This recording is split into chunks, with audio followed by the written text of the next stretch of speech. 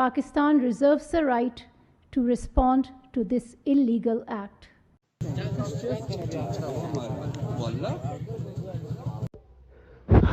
واجہ میں چکا حملہ کرتگا ہم حملہ جپاد میں پا جنہ تک پاکستان جہازہ میں حملہ کرتا میں چکا شما پاد میں چکا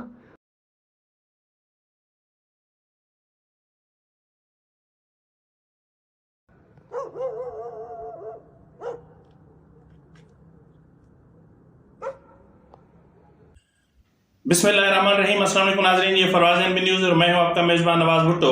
ناظرین، بالآخر وہی ہوا جس کا اندیشہ تھا.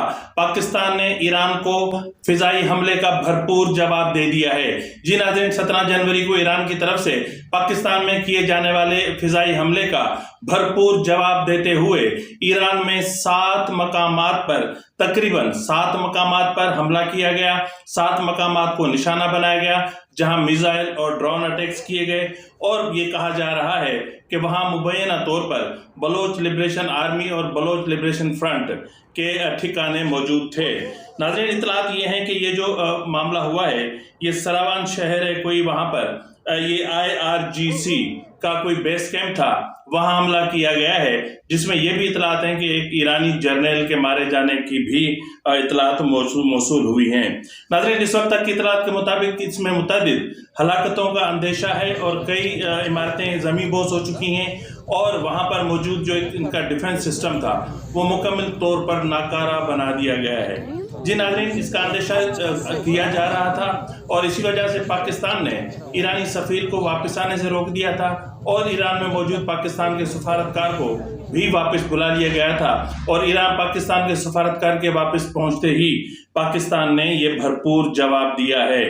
اب ناظرین، اگر ہم حملے کا تناظر دیکھیں، یعنی پاکستان نے جس طرح ریٹیلیٹ کیا ہے، یہ پاکستان کا اخلاقی حق تھا اور قانونی حق بھی تھا. لیکن اگر اس معاملے سے تھوڑا سا اجتناب برتا جاتا تو شاید حالات کچھ بہتر ہو سکتے تھے. لیکن یہاں پر سوال یہ بھی پیدا ہوتا ہے کہ پاکستان نے ایران پر ریٹیلیٹ کرنے میں تو کوئی قباحت محسوس نہیں کی، لیکن جب افغانستان سے دار اندازی ہوتی ہے، جب افغانستان سے TLP اور TTP معذرت کے ساتھ، TLP کا نام بہت معذرت کے ساتھ TTP، طالبان اور جتنی داعش اور جتنی بھی وہاں پر دہشت گرد آرگنائزیشنز ہیں، وہاں سے جب حملہ ہوتا ہے، وہاں سے جب دراندازی ہوتی ہے، وہاں سے جب مساجد پر حملے کیے جاتے ہیں، وہاں پر جب ہمارے فرقہ واریت اپنا مختلف فرقوں سے تعلق رکھنے والی عبادات کو نشانہ بنایا جاتا ہے، وہاں سے جب ہمارے اپنا جو ڈیفنس سے ریلیٹڈ جو ہمارے معاملات ہوتے ہیں وہاں پر حملہ کیا جاتا ہے، وہاں سے جب تھانوں پر حملہ کیا جاتا ہے، وہاں سے جب بیس کیمپس پر حملہ کیا جاتا ہے، وہاں سے جب سیویلینز کو نشانہ بنایا جاتا ہے، تب اتنی عجلت میں ریٹیلیٹ کیوں نہیں کیا جاتا؟ یہ ایک سوچنے کی بات ہے. جی، سوچنے کا معاملہ ہے، اور یہ مبینہ طور پر اس وقت منظر عام پہ چیزیں آ رہی ہیں جن میں یہ کہا جا رہا ہے کہ اس ریٹیلیشن کا فوری مطلب شیعہ سنی معاملات بتائے جاتے ہیں. اس میں ایک واضح پروگرام کر چکا تھا، ایک بہت بڑا پروگرام کر چکا تھا، جس میں نے آپ سے کہا تھا کہ ایران اور سعودی عرب نے پاکستان کو بیٹل فیلڈ بنایا ہوا ہے. ایک طرف جو سعودی عرب ہے وہ پاکستان کو سنیوں کے حساب سے ایک بیٹل فیلڈ بنا رکھا ہے، اور ایران نے جو ہے وہ اہل تشیع کے معاملے کو ہوا دیتا ہے. پھر پاکستان میں ایک گھمسان کی جنگ شروع ہوتی ہے، ایک فرقہ واریت کا معاملہ شروع ہوتا ہے. ناظرین، ایران آبزرور یہ ایک ایرانی ٹویٹر ہینڈلر ہیں، وہاں سے ایک دعویٰ کیا گیا تھا کہ 17 جنوری کو رات کو وہاں پر موساد، داعش اور BLF اور جیش العدل پر حملوں کا حکم امام خامنئی نے خود دیا تھا. یہ آرڈر امام خامنئی نے خود پاس کیے تھے. لیکن جہاں تک یہ چیز کہی جا رہی تھی کہ پاکستان اس ناقابل قبول حملوں کا بھرپور جواب دینے کی صلاحیت رکھتا ہے، یہ ایران اچھے طریقے سے جانتا تھا. لیکن اس کے باوجود اس وقت جب معاملات پورے خطے کے کشیدہ ہیں، جب اسرائیل فلسطینیوں کو نگل رہا ہے، فلسطینی بچے پوری دنیا کی طرف مدد کی چیخ و پکار کر رہے ہیں، امداد کی مدد کی نگاہیں ان کی طرف ہیں، لیکن افسوس کی بات یہ ہے کہ ہمارے جو مسلمان ممالک ہیں وہ سب امریکہ کی غلامی میں لگے ہوئے ہیں.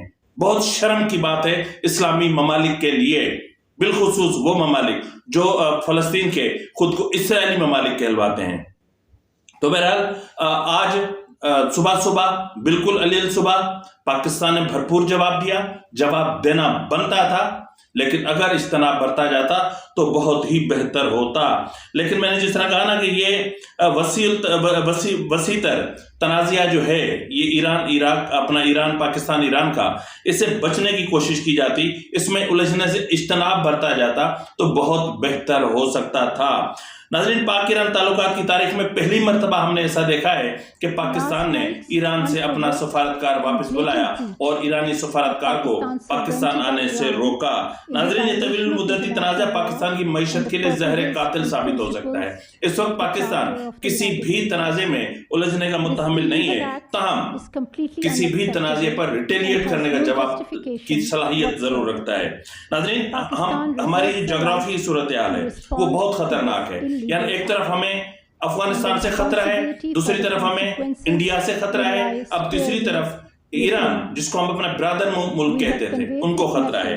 اب یہ خطرات کیوں ہیں؟ امریکہ ہر ممکن کوشش کر رہا ہے کہ خطے میں ایک جنگی صورتحال پیدا ہو۔ جنگی جنون میں مبتلا امریکہ چاہتا ہے کہ پوری دنیا میں ایک جنگ عظیم چھڑ جائے تاکہ امریکہ کی ڈگمگاتی، گرتی اور لڑکھڑاتی ہوئی معیشت کو سنبھالنے کے لیے امریکہ اپنی دکانداری چلا سکے، اپنا اسلحہ فروخت کر سکے، اور پھر یقیناً امریکہ اور پھر اسرائیل کیوں چاہتا ہے کہ خطے میں تنازع پیدا ہو؟ اس کی بنیادی وجہ یہ ہے کہ اسرائیل چاہتا ہے کہ کسی بھی طریقے سے دنیا کی نظر جو اس نے فلسطین میں مظالم ڈھا رکھے ہیں، جس طرح بچوں، عورتوں، بوڑھوں کو مار رہا ہے، جس طرح کیمیائی اپنا اسلحہ یا یوں سمجھ لیں کہ نیم جوہری ہتھیار استعمال کیے جا رہے ہیں، ان کی طرف دنیا کا دھیان نہ جائے اور وہ فلسطین کو نگل جائے۔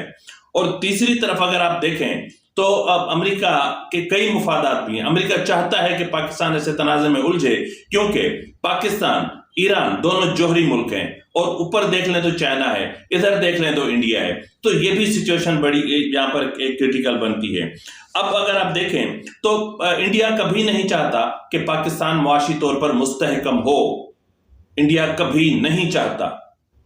اور افغانستان کا بنیادی طور پر جو مسئلہ ہے وہ یہ ہے کہ افغانستان کو خیبر پختونخوا اور بلوچستان چاہیے تاکہ وہ گوادر تک ان کو ایک سی پورٹ مل سکے، کیونکہ افغانستان سی پورٹ کا خواہاں ہے۔ اس حوالے سے امارات اسلامی کا وہ نقشہ بھی جاری کر چکا ہے جو اس وقت آپ کی اسکرین پر ہے، جس میں آپ دیکھ سکتے ہیں کہ بلوچستان اور خیبر پختونخوا امارات اسلامی کا حصہ دکھائے گئے ہیں۔ تو ایسی صورتحال میں ہمیں کم سے کم خیال کرنا چاہیے تھا، یا اگر نہیں تو ریٹیلیشن کا حق ہمارے پاس تھا۔ ہم نے جو بھی کیا، جس حالت میں بھی ہوا ہے، ہم اپنے مسلح افواج کے ساتھ ہیں، ریٹیلیٹ کرنا چاہیے تھا، بھرپور ریٹیلیٹ کرنا چاہیے تھا، لیکن بلوچستان کی سرزمین سے کیوں؟ خیبر پختونخوا میں جو کچھ ہو رہا ہے وہاں سے کیوں نہیں؟